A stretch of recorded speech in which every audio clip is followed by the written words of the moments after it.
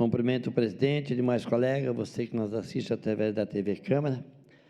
Eu falo de um bairro, de bairros da região, Anarrec, que recebo todo dia ligações pedindo, por favor, que é patrulhamento, lâmpada queimada.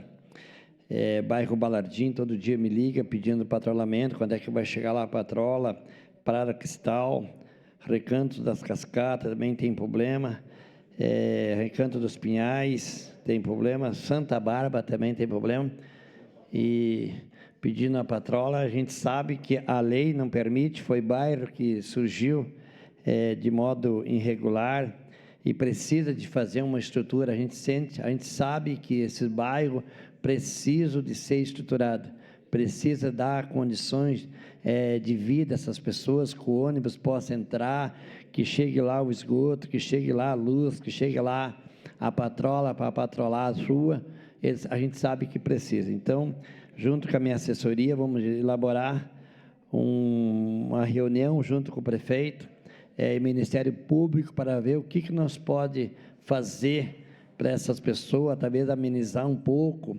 Não dá para patrolar tudo, patrolhamos só a metade, não dá para patrolar toda a rua, patrolhamos as ruas principais, mas precisamos de traçar metas e conversar para que nós possamos levar um pouco de dignidade a essas pessoas.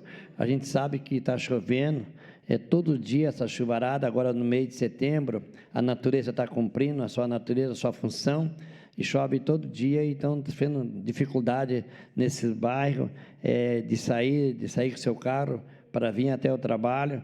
O bairro Balardinho, estrada de chão, bairro Recanto das Cascatas, estrada de chão, Santa Bárbara, estrada de chão. A gente sabe que forma-se buraco na rua lá e fica difícil mesmo desses pessoal sair.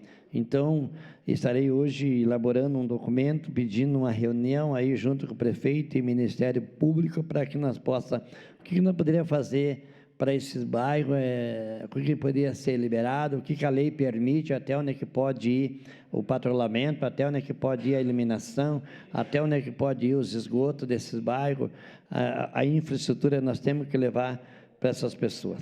Obrigado, presidente. Obrigado, vereador.